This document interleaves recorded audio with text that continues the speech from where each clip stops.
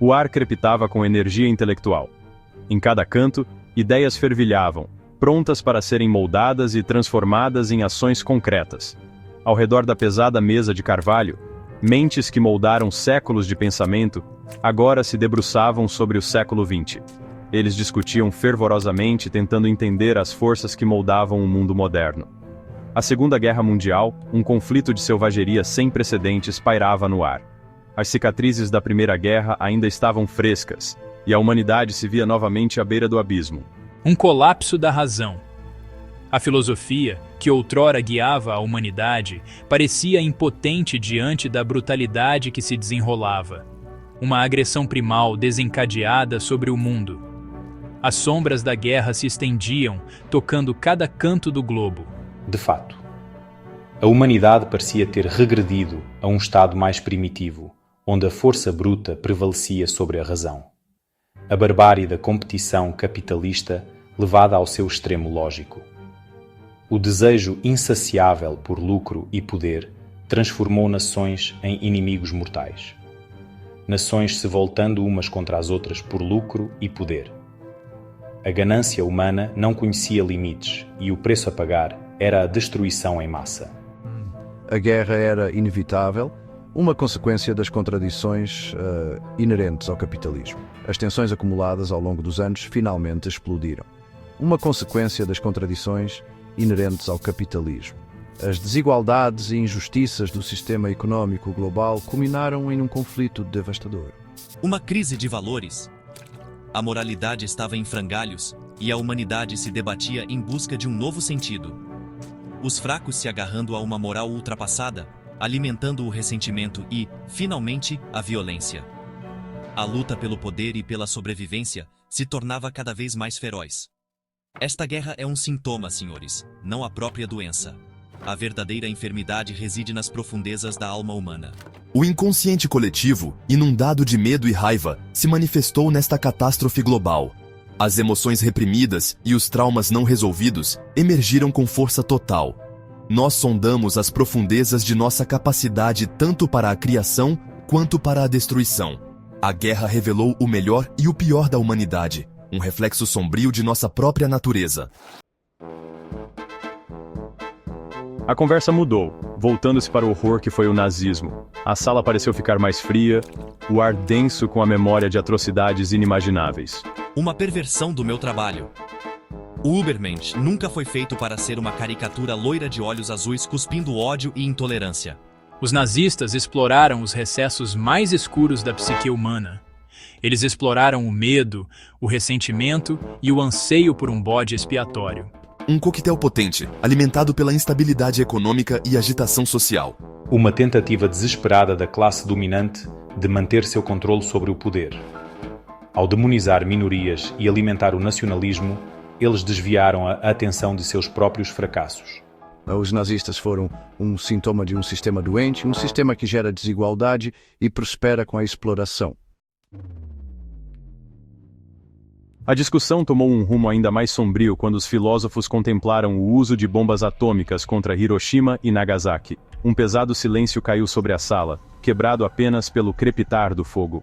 Uma nova era de terror. O poder de obliterar cidades inteiras. A própria noção é inescrupulosa. A sombra foi libertada sobre o mundo. A questão é, podemos contê-la? A expressão máxima da brutalidade capitalista. Uma demonstração de poder destinada a intimidar e controlar. As ramificações são terríveis. Essa tecnologia tem o potencial de destruir todos nós. A vontade de poder manifestada. Uma exibição assustadora, sim, mas também um testamento da engenhosidade humana. Nós encaramos o abismo e emergimos empunhando o poder dos deuses. A conversa, como um rio mudando de curso, fluiu para os sistemas que sustentam a sociedade humana. Esses sistemas, complexos e interconectados, são a base sobre a qual construímos nossas vidas modernas. Eles moldam nossas interações, nossas economias e até mesmo nossas aspirações. O capitalismo, o motor do mundo moderno, foi colocado sob escrutínio. Este sistema econômico, que muitos consideram a espinha dorsal do progresso, também é visto como uma fonte de desigualdade e injustiça. A raiz de todos os nossos males. Para alguns, O capitalismo é a causa principal da degradação ambiental e do colapso social. Ele promove um ciclo vicioso de consumo e desperdício, deixando um rastro de destruição em seu caminho. Um sistema baseado na ganância e exploração, onde poucos lucram à custa de muitos. As disparidades entre ricos e pobres se ampliam, criando um abismo quase intransponível. O capitalismo cria alienação, separando o homem de seu trabalho, de seus semelhantes e, finalmente, de si mesmo. A busca incessante por lucro transforma o trabalho em uma mercadoria, desprovida de significado e propósito. O desejo por riqueza e status está profundamente enraizado na psique humana. Desde tempos imemoriais, a busca por poder e prestígio tem sido uma força motriz na sociedade. O capitalismo simplesmente fornece uma válvula de escape para esses impulsos primitivos. Ele canaliza nossas ambições e desejos em um sistema que recompensa a acumulação de bens materiais. A busca pela riqueza material é um aspecto sombrio do inconsciente coletivo. Ela reflete nossos medos e inseguranças mais profundos, bem como nossa necessidade de validação e reconhecimento. Devemos encontrar uma maneira de equilibrar esse impulso com nossa necessidade de realização espiritual. A verdadeira felicidade e satisfação vem de dentro, e não da acumulação de riquezas externas. O capitalismo, apesar de todas as suas falhas, pelo menos incentiva a luta e a ambição. Ele nos desafia a sermos melhores, a inovar e a buscar novas fronteiras. É um sistema que recompensa a força e a inovação.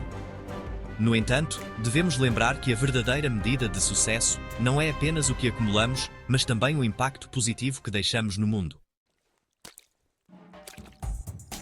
O debate fluiu naturalmente para uma discussão sobre o socialismo, um sistema que prometia igualdade e justiça para todos. A única alternativa viável. Um sistema onde os meios de produção são propriedade do povo e os frutos do trabalho são compartilhados de forma justa. O socialismo inaugurará uma nova era na história humana, livre de exploração e opressão. Um ideal nobre, senhores, mas será realmente alcançável? A natureza humana é inerentemente egoísta e competitiva. Podemos realmente superar esses impulsos primitivos? Talvez uma síntese seja possível. Um sistema que reconheça as necessidades tanto do indivíduo quanto do coletivo. Fantasias utópicas. O socialismo é uma receita para a mediocridade e estagnação. Ele busca eliminar as mesmas qualidades que impulsionam o progresso e a inovação. A discussão voltou ao ponto inicial. A escuridão que havia engolfado o mundo. A escuridão não era apenas física, mas também moral e espiritual. Uma sombra que se estendia sobre a humanidade. O que havia levado a humanidade a tal precipício? Seria a ganância, a sede de poder, ou talvez a ignorância que nos cegava para as consequências de nossas ações? Seriam apenas as falhas dos sistemas, ou haveria algo inerentemente falho na condição humana? Talvez uma combinação de ambos, onde sistemas imperfeitos amplificam nossas falhas inatas. Somos criaturas de dualidade. Dentro de cada um de nós, há uma batalha constante entre luz e escuridão, entre o bem e o mal, capazes de grande amor e compaixão, mas também de crueldade inimaginável. A história está repleta de exemplos de ambos, mostrando o melhor e o pior da humanidade. O instinto de morte, o instinto de destruição, é uma força poderosa dentro de todos nós. É uma sombra que devemos reconhecer e confrontar, pois ignorá-la só a torna mais forte. Devemos nos esforçar constantemente para mantê-lo sob controle.